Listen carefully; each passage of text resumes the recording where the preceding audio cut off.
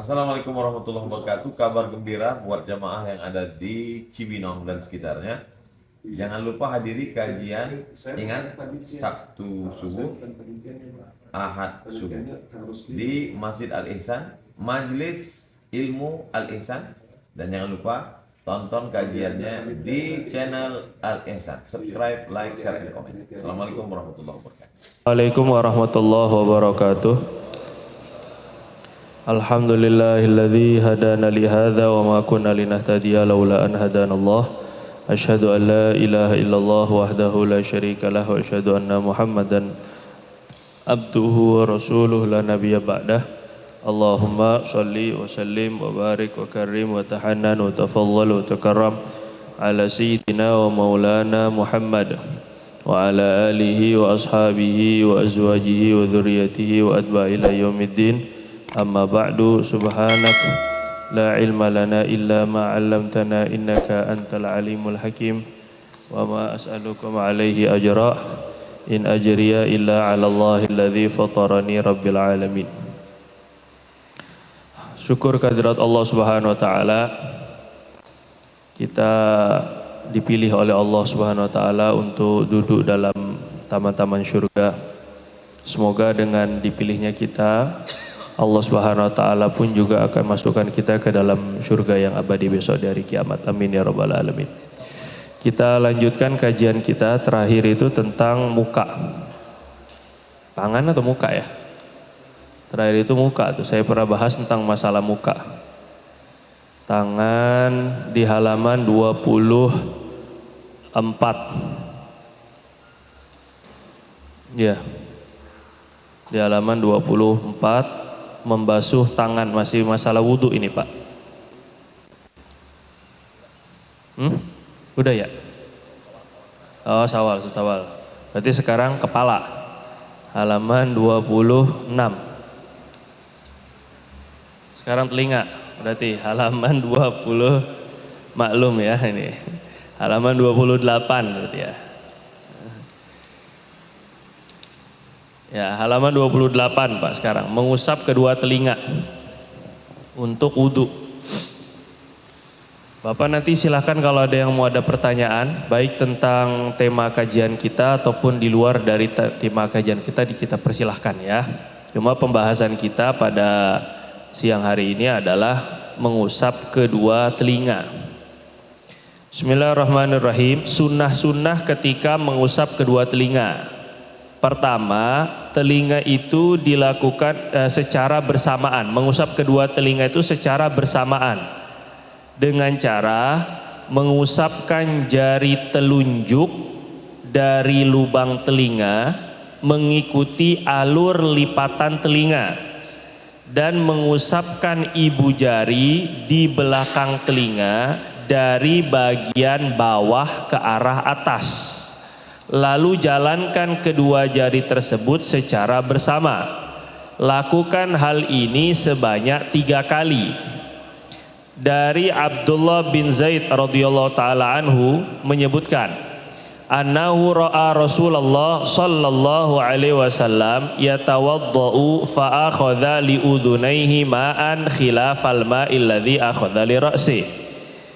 Baginda Nabi SAW, Sayyidina Abdullah bin Zaid melihat baginda Nabi SAW berwudu. Beliau mengambil air untuk kedua telinganya berbeda dengan air yang diambil untuk kepala. Sekali lagi ya, ini riwayat Baihaqi, Sahih. Kemudian dari Amr bin Shu'aib, dari ayahnya, dari kakeknya radhiyallahu taala anhum, ada seseorang lelaki berkata, wahai Rasul, bagaimanakah cara berwudu?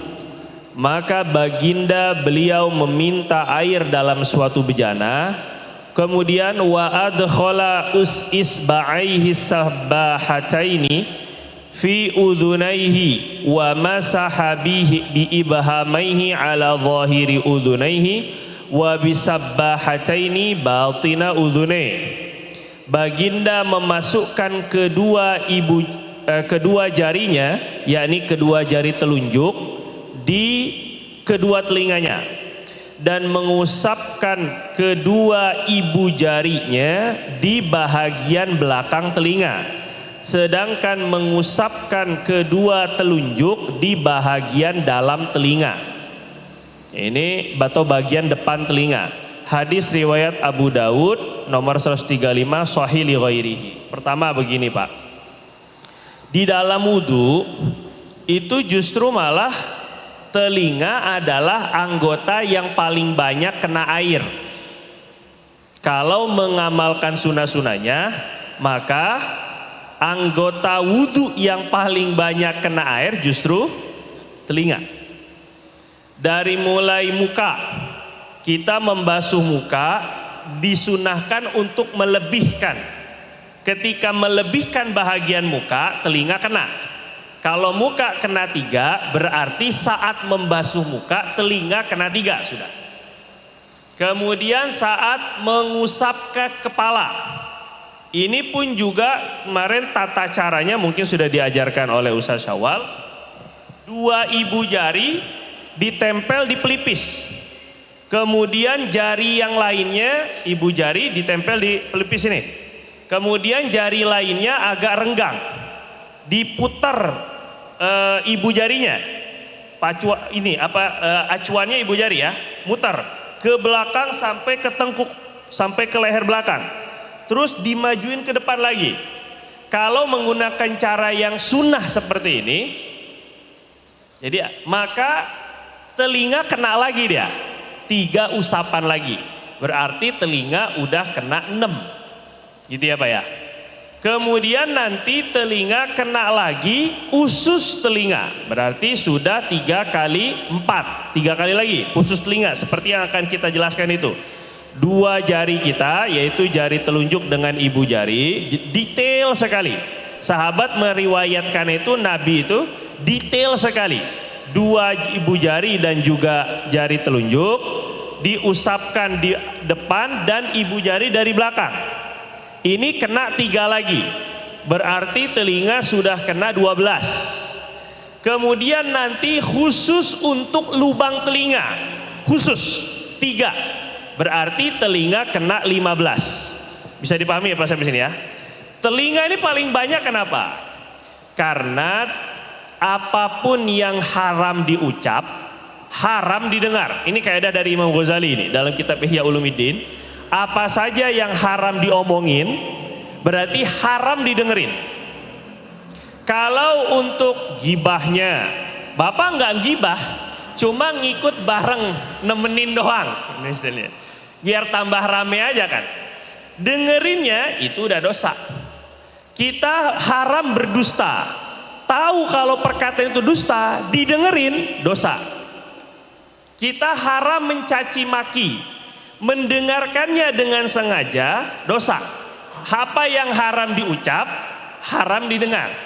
Permasalahannya adalah untuk lidah ini bisa dicegah dengan cara ditutup mulut. Mata misalnya, dosa mata. Dosa mata tuh kalau misalnya Bapak merem aja nggak jadi dosa. Gampang dia kan? Tapi coba telinga. Gimana cara nutup telinga ini kan? Mau nggak mau kan pakai tangan kan? Makanya dulu ada riwayat Sayyidina Abdullah bin Mas'ud radhiyallahu taala anhu atau Abdullah bin Umar, itu suatu ketika jalan sama muridnya berdua. Lagi lewat, tiba-tiba terdengar suara dangdutan lah kalau bahasa kita sekarang. Karaokean atau dangdutan atau musik. Ada yang nyetel musik. Akhirnya beliau untuk menjaga biar telinganya ini nggak kemasukan, beliau lari Pak, sambil tutup telinganya. Kata beliau, saya takut masuk kata-kata orang-orang munafik. Sampai kayak gitu itu Pak. Terlalu hati-hatinya.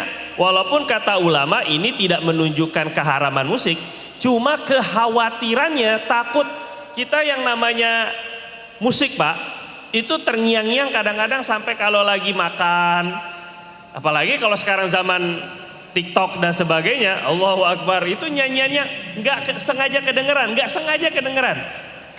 sengaja mendengar, kedengeran doang, terdengar aja.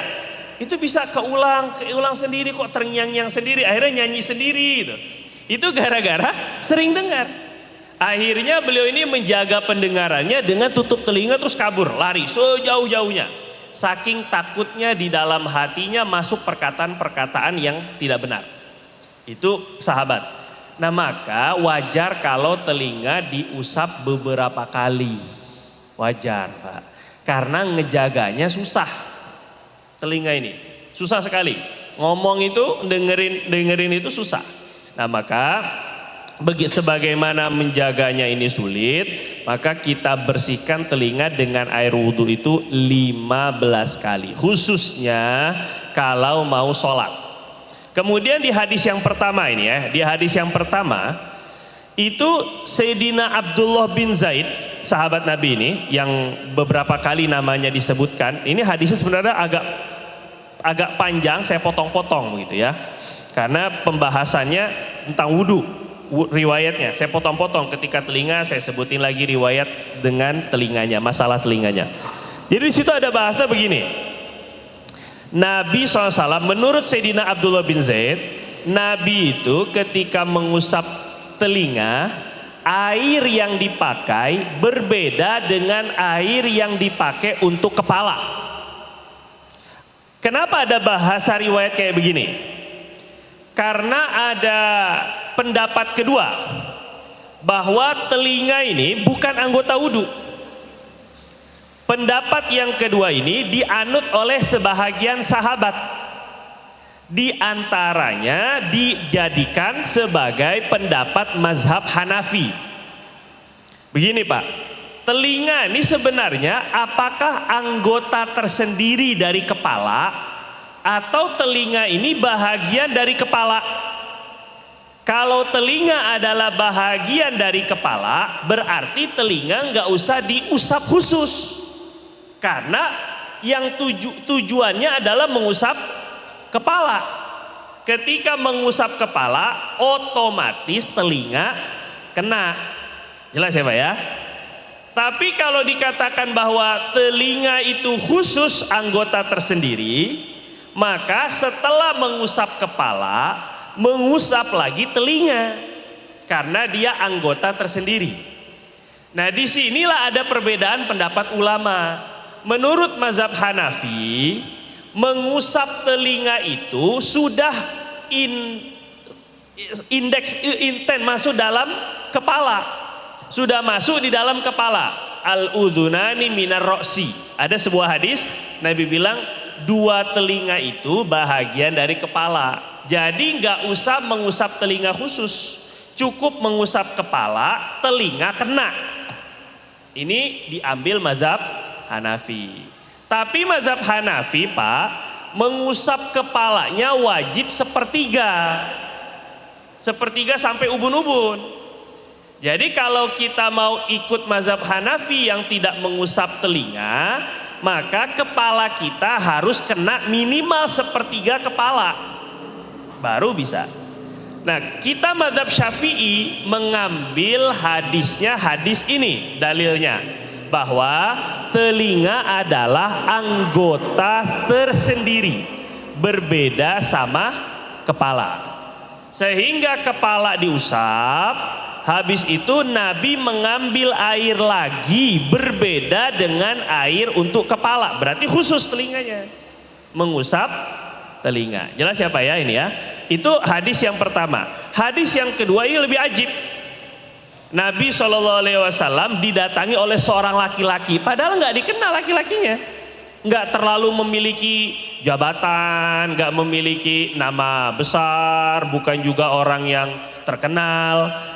Ternyata laki-laki ini cuma nanya sama Nabi, gimana cara wudhu? Coba Pak ini, kira-kira perkara wudhu ini perkara remeh atau bagaimana ini? Perkara kecil.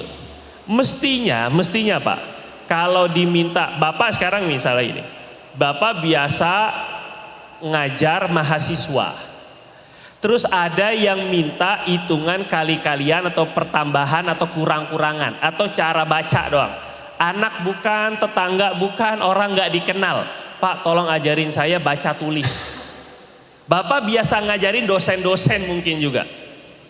Terus ada orang cuman minta ajarin baca tulis. Kira-kira Bapak layanin apa enggak? Paham nggak kira-kira nih Pak ya? Pembahasan agama itu Nabi udah pembahasannya banyak tentang agama itu. Terus ada orang nggak dikenal minta ajarin wudhu. Tapi apa yang dilakukan baginda ini? Ini penting ini Pak. Tidak ada perkara agama yang kecil, nggak ada. Prinsip ini. Tidak ada perkara agama yang remeh, nggak ada. Semua yang berkaitan dengan agama menjadi mulia dan Allah muliakan. Semua perkara yang berkaitan dengan agama pasti menjadi mulia dan Allah muliakan. Anjing aja padahal ya najis. Tapi ketika ikut bareng sama Ashabul Kahfi, mereka ini ikut-ikutan doang padahal, nemenin doang, jaga di depan goa. Ternyata Allah sebut tetap dalam Al-Quran, tetap Allah muliakan. Padahal anjing, hanya gara-gara nempel sama orang ahli agama. Jadi agama ini adalah tujuan hidup dan juga ruh dari dunia. Kalau nggak ada agama ini, dunia itu nggak ada nilainya bagi Allah. Mau Bapak mau bangun gedung-gedung megah, tuh alun-alun kita bagus, ataupun kantor-kantornya, ataupun juga dengan rumah-rumah mewah, nggak ada agamanya ini dunia, kiamat. Udah nggak ada nilainya bagi Allah SWT. Yang menjaga ini dunia tetap berputar ini apa Pak? Yang menjaga tetap angin bertiup, yang menjaga oksigen tetap ada terus-terusan. Apa? Bukan tanaman, bukan apa? Allah yang jaga. Tapi Allah jaga ini dunia ini gara-gara apa? Ada agamanya. Dalam riwayat Baihaqi, Nabi SAW bersabda, la taqumu sa'ah, tidak akan terjadi hari kiamat hatta la yabqa ala wajhil ardi man yaqulu Allah Allah. Tidak akan terjadi hari kiamat sampai nanti kalau mau ciri-ciri hari kiamat itu tidak ada di dunia yang bisa mengucapkan lafaz Allah Allah. Hanya ucapan Allah Allah aja itu bikin dunia nggak jadi kiamat. Itu baru Allah Allahnya. Gimana yang sholat, gimana yang adzan, gimana yang ngaji, gimana yang dakwah, gimana yang sodako, gimana yang baca Quran. Ini yang menjaga stabilitas dunia itu agama. Karena itu yang membuat, kalau Bapak baca hadis-hadis tentang tanda-tanda kiamat, silahkan. Pasti indikatornya, tanda-tandanya, indikasinya mau kiamat itu adalah agama mulai ditinggalkan. Syuribatil khumur, khomer mulai diminum lagi, fasyaz zina, zina merebak di mana-mana, terjadi anak-anak hasil perzinahan lahir. Itu kenapa? Wa fasyal jahlu, kebodohan. Kebodohan ini bukan kebodohan teknologi. Kebodohan ini kebodohan terhadap agama, kebodohan di mana-mana. Kata Nabi ini, kalau dekat kiamat tuh begitu. Wa rufi'al ilmu, akan diangkat ilmu. Ilmu apa? Bukan ilmu fisika, bukan ilmu kimia, bukan. Ilmu agama dicabut sama Allah Subhanahu wa taala. Bahkan kata Nabi, ilmu yang paling pertama kali dicabut oleh Allah adalah ilmu tentang warisan. Orang udah nggak kenal lagi bahwa agama Islam tuh ngatur warisan. Orang udah nggak kenal lagi. Bahagian anak berapa, bahagian istri berapa, bahagian abang berapa, kakak berapa, udah nggak kenal lagi. Ilmu yang kayak gini pertama kali dicabut. Yang berkaitan dengan agama pertama kali dicabut adalah warisan. Tapi perkara agama yang pertama kali hilang sebelum kiamat adalah khusyuk. Awalu ma yurfa min hadhil ummah, kata Nabi, nanti ini tanda-tanda kiamat yang pertama kali dicabut oleh Allah Subhanahu wa taala dari perkara agama adalah khusyuk. Kalau ilmunya ilmu warisan. Tapi kalau perkara agamanya khusyuk, maka kata Nabi akan kamu dapati orang penuh sholat nggak ada yang khusyuk satupun. Naudzubillah min dzalik. Akan penuh yang ibadah tapi nggak punya rasa semuanya, nggak hilang makna dalam hatinya. Ini perkara apa? Agama. Pokoknya semakin kita baca tanda-tanda kiamat, kita membaca itu semakin menurun kualitas agamanya. Memang karena yang menjaga dunia ini agama, sekali lagi.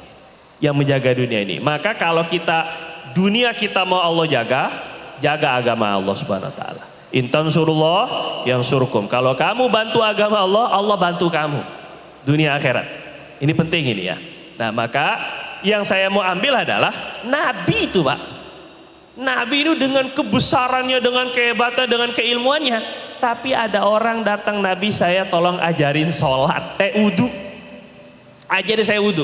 Apa kira-kira Nabi pakai muqaddimah dulu? Apa kira-kira Nabi pakai minta DP-nya dulu misalnya? Enggak. Nabi langsung panggil, ambil bejana. Coba ambil, mana sini airnya? Saya ajarin langsung wudunya. Nah, Rabbana. Ini kita punya teladan itu kayak gini. Enggak merasa pertanyaan-pertanyaan remeh, ilmu-ilmu yang menurut kita mungkin biasa saja, tapi karena ini berkaitan dengan agama, ini berkaitan dengan keselamatan umat, Nabi mau ajarin langsung. Kan mestinya bisa aja. Kar, maksudnya Abu Bakar. Kar sini ajarin Ini bukan tugas aneh nih. Atau siapa kayak sahabat yang bisa, siapa yang bisa wudhu sini man, ajarin. Kan mestinya begitu, tapi enggak. Nabi langsung, mana sini airnya? Nabi langsung yang wudhu. Kayak apa ini kita punya pemimpin ini kan? Luar biasa ini kan.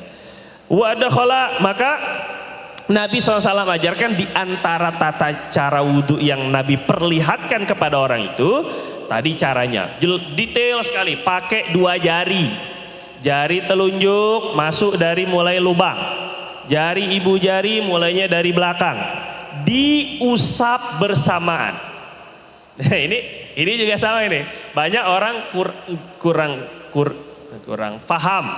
Sehingga saat ketika mengusap telinga, dia kanan dulu. Kanan, baru kiri. Ini keliru. Di semua hadis itu, kanan dan kiri di dalam telinga tidak ada yang didahulukan. Tapi dilakukan secara bersama-sama. Sebab dianggap anggota ringan. Dan tambah lagi di satu kepala. Beda kalau mungkin telinganya kanan di kepala kanan, telinga kiri di kepala kiri. Mungkin jadi kanan kiri lebih didahulukan. Tapi karena dia di satu kepala, di satu anggota, sama kayak pipi. Bapak ketika membasuh muka, pipi kanan dulu baru pipi kiri atau bareng? Atau ketika masukin air ke lubang hidung, jadi lubang hidung kanan dulu baru lubang hidung kiri? Enggak, iya kaedahnya yang kanan didahulukan daripada yang kiri, itu kaedah umum. Tapi tetap perbuatan sholat kita ngikut kepada baginda. Nah, Nabi mengusap kedua telinganya secara langsung bersamaan, kanan dan kiri tidak ada yang didahulukan. Selanjutnya basahi jari kelingking dengan air. Ini dari Rubai', saya langsung baca hadisnya. Dari Rubai' binti Afra radhiyallahu taala anha.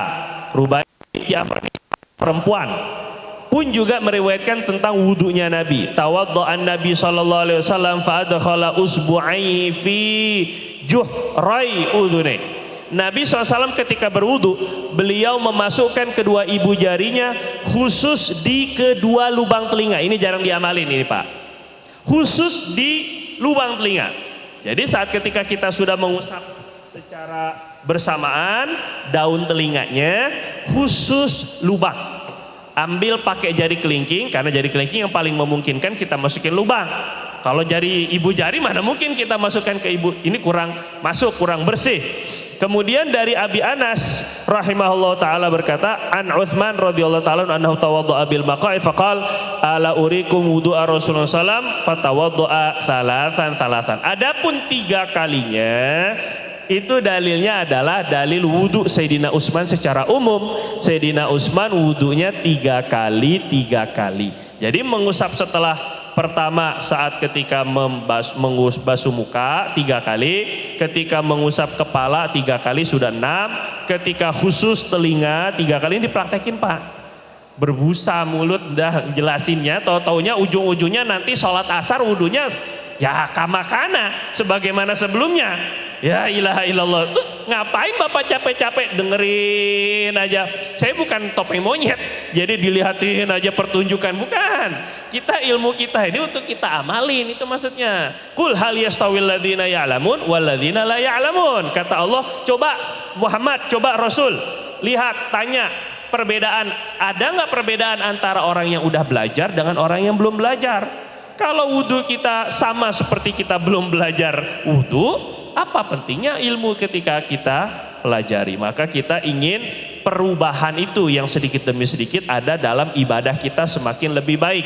Jadi ketika membasuh muka lebihin 3 kali, ketika mengusap kepala lebihin, jadi kena lagi 3 kali 6. Kemudian khusus dengan telinganya, seperti tadi caranya, semua ini lipatan-lipatannya bersih, nggak ada yang coklat-coklat atau berkerak-berkerak, biasanya di sini-sini macam-macam kayak bocah.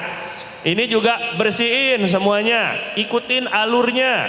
Yang belakang juga nih, belakangnya sini nih. La ilaha illa anta subhanaka inni kuntu minaz zalimin, belakangnya kadang-kadang kotor sekali, bersihin juga. Kemudian sudah 3 kali 9. Tambah khusus lubang jadi 12. Tambah lagi khusus daun telinga. Ini ihtiyaton, kehati-hatian daripada ulama. Tambah khusus untuk dua daun telinga. Terakhir, finishing. Ini kalau ibarat ngecat, ini penyempurna catnya itu finishingnya itu 3 kali. Jadi kena 15 kalinya, 15 kali. Ini kita niatkan diamalkan khususnya wudhu sholat. Ya kita tahu ini nggak wajib mengusap telinga, ini nggak wajib. Ya memang mengusap Pak, bukan mengguyur telinga. Jadi daripada lama-lama udahlah sekalian aja langsung diguyur telinganya. Enggak, mengusap bukan membasuh. Jadi nggak ada cerita membasuh telinga tuh nggak ada, mengusap telinga. Ini kita amalkan khususnya untuk wudhu sholat. Untuk wudhu kesehari-hari nggak apa-apalah, nggak telinga pun nggak masalah. Kita tinggal melebihkan bagian muka. Tapi untuk khusus wudhu sholat kita berikan yang terbaik. Hadza wabillahi taufik. Wassallallahu ala sayyidina Muhammad. Ada pertanyaan Pak silakan. Yang mau bertanya dipersilakan. Yang mau rukhsah, yang mau izin pun juga saya persilakan. Ya. Ada pertanyaan Pak? Ya, Bang. Waalaikumsalam warahmatullahi wabarakatuh. Apa? Doa? Oke. Ya. Ya, doa-doa saat ketika berwudu. Jadi ketika membasuh tangan pertama, alhamdulilladzi ja'alal ma'a tahura, ataupun juga ketika kumur-kumur, Allahumma inni ala tilawati kitabik wa kasrati dzikrilak. Doa-doa yang disebutkan oleh Imam Al-Ghazali dalam kitab Bidayatul Hidayah ataupun juga di dalam kitab-kitab lainnya, ini diperdebatkan oleh ulama. Kenapa saya tidak memasukkannya di dalam buku? Satu, yang pertama itu dulu Bang. Jadi di buku sini kenapa nggak saya masukkan? Karena saya ikut kepada Imam An-Nawawi. Imam An-Nawawi adalah peneliti dalam mazhab Imam Syafi'i. Jadi senarai ataupun juga daftar ulama-ulama mazhab Syafi'i itu ada yang lebih dikuatkan, ada yang lebih dianggap lemah. Nah, Imam An-Nawawi yang walaupun lahirnya lebih akhir daripada Imam Ghazali, tetapi beliau adalah peneliti mazhab, disebutnya muharrirul mazhab. Sehingga apa yang ditetapkan oleh Imam An-Nawawi itu dianggap kuat karena beliau sudah mengistiqra, sudah meriset pendapat-pendapat yang diriwayatkan dalam mazhab Imam Syafi'i. Ini saya cerita dulu sedikit. Nah, Imam An-Nawawi di dalam kitab Minhajut Thalibin ataupun juga dalam kitab beliau lainnya, beliau katakan doa-doa yang diriwayatkan di dalam wudu, basuh ini, la aslalahu, tidak ada dalilnya. Nah begitu maksudnya, daripada saya masukkan terus kemudian nanti dipermasalahkan sama sebahagian saudara-saudara kita daripada salafi misalnya, tambahlah parah, pakai hadis doif pun mereka nggak mau, apatah lagi kalau dikatakan tidak ada dalilnya, lebih kita dibilang lagi sesat, menyesatkan, ahli neraka lagi pula kan, daripada pusing-pusing nanti saya membela-bela buku itu. Jadi sehingga ini kata Imam Ana, bukan kata saya. Jadi kata beliau tidak perlu tidak perlu tertipu dengan ataupun juga termakan dengan apa yang disampaikan oleh Imam Al-Ghazali. Maksud beliau tidak ada dalilnya belum tentu tidak boleh diamalkan. Yang tidak boleh itu dinisbahkan ke Rasul. Ini yang nggak boleh. Jadi bedakan Pak ya. Bedakan antara ketika ulama katakan tidak ada hadis, la aslalahu, tidak ada dalilnya, dengan boleh atau tidaknya diamalkan. Karena tidak ada dalil dari Al-Quran dan hadis itu tidak menunjukkan sesuatu itu haram. Sekali lagi ya, tidak adanya sesuatu dalil dari Al-Quran dan hadis itu tidak menunjukkan bahwa perkara itu haram dilakukan. Nah, sehingga ketika kita mau ikut apa yang diajarkan oleh Imam Al-Ghazali, ternyata setelah ada sebagian ulama lainnya pun juga mencari-cari, benar nggak sih? Oh, ternyata ditemukan juga ada riwayat-riwayat walaupun sangat amat lemah hadis-hadisnya, tapi ada walaupun sangat amat dhaif. Nah, tapi ketika mengamalkannya boleh atau tidak? Boleh. Yang nggak boleh tuh dinisbahkan ke Rasul. Jadi misalkan saja kita seperti maulid, ya memang nggak ada langsung daripada nabinya. Tidak ada riwayat bahwa Rasulullah SAW itu memperingati maulid seperti yang kita buat setiap tahun atau setiap bulan atau setiap minggu. Ya memang tidak ada. Tetapi dengan dalil-dalil lainnya boleh-boleh saja melakukan maulid. Itu maksudnya. Jadi secara spesifik khusus memang nggak ada. Tetapi ketiadaan secara dalil spesifik atau dalil khusus itu selama masih terpayungi dengan dalil umum, maka itu tidak bisa dikatakan bid'ah atau terlarang secara umum. Mana maksudnya? Contoh misalnya saat ketika baginda lagi sholat, tiba-tiba riwayat Bukhari, tiba-tiba para sahabat ada yang kencang suaranya, Rabbana lakal hamdu hamdan katsiran thayyiban mubarakan fi. Kenceng-kenceng lagi, udahnya kenceng, ini sholatnya sudahnya kenceng, jadi makmum nggak kena lagi ini suaranya. Akhirnya Nabi setelah salam, Nabi bilang manil mutakalim. Tadi siapa tadi yang suaranya kencang? Sahabat udah ngeri, takut disalahin, takut. Nabi 2 kali tanya, 3 kali tanya, baru orang ini terpaksa ngaku. Ternyata bukan diomelin, bukan dibilang kamu bid'ah ya, bikin-bikin zikir sendiri kamu ya, enggak. Justru Nabi bilang, saya baru melihat ada 30 malaikat lebih berbondong-bondong untuk lebih berbondong-bondong untuk berlomba mencatat pujian yang kamu lantunkan.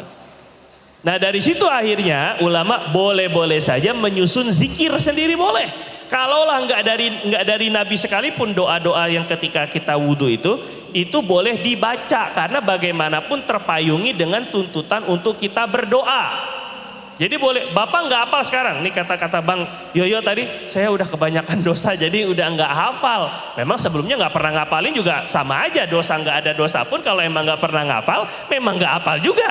Nah kalau seandainya kita nggak hafal pun, boleh nggak kita doa aja pakai bahasa Indonesia Raya, biar lebih nasionalis mungkin karena momennya 17-an Agustus, sehingga pas wudhu itu, ya Allah bantu saya biar kata-kata saya menjadi baik, misalnya ampuni dosa-dosa gibah saya, namimah saya, boleh, bagus malah.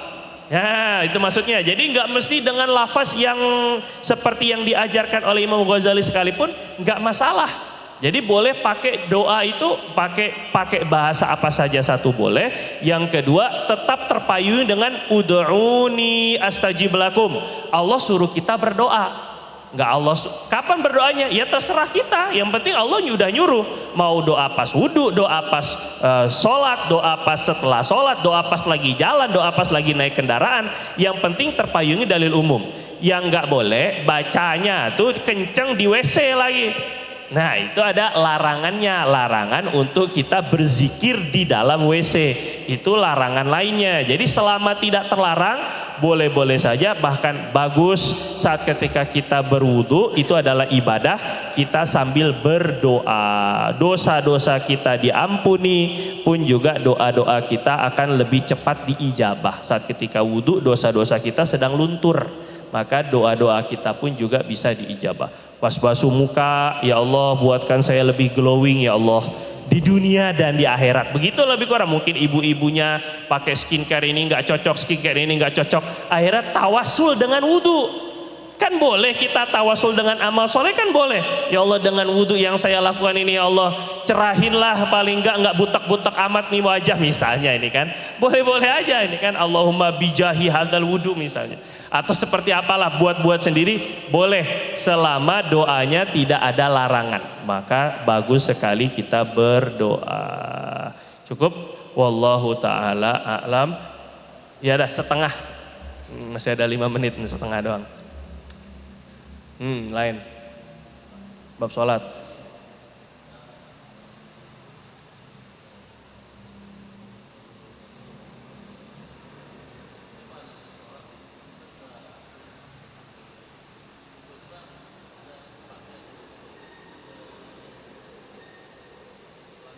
Ternyata nggak niat, pas takbiratul ihram ternyata lupa niat.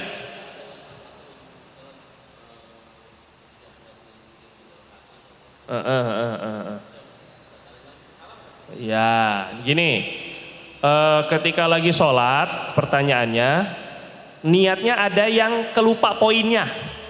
Poin niatnya ini lupa, kan niat itu harus ada 3 poin utama. Usolli, saya niat sholat. Fardo, wajib. Maghrib, isya, zuhur, sebutin nih jenis sholatnya. Jadi 3 poin ini wajib nih Pak. Usolli, fardo, apa gitu ya. Usolli, fardo, maghrib. Usolli, fardo, zuhur. Nah ini Pak Wahyu, kelupaan misalnya mustakbilal kiblati misalnya. Baru mustakbil aja misalnya, ini kan kiblahnya nggak ada. Poinnya tuh nggak ada. Atau salah rakaat, arba rakaat, rakaataininya nggak kesebut. Atau lillahi ta'alanya nggak disebutkan. Semestinya perkara-perkara itu tidak masalah karena hukumnya sunnah.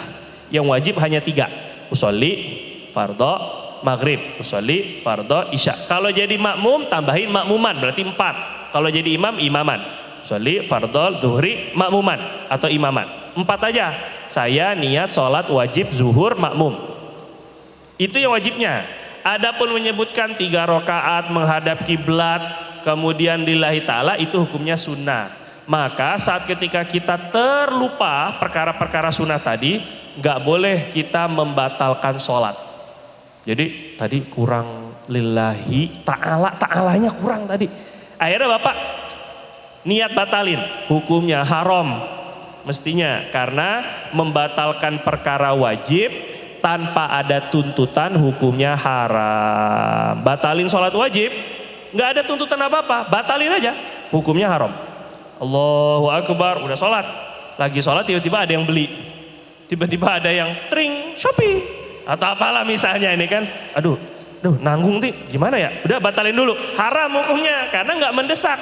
Perkara wajib tidak boleh dibatalkan kalau tidak ada tuntutan mendesak. Wallahu a'lam bishawab. Subhanakallahumma bihamdika asyhadu an la ilaha illa anta nastaghfiruka wa natubu ilaik. Lebih kurang saya mohon maaf. Assalamualaikum warahmatullahi wabarakatuh.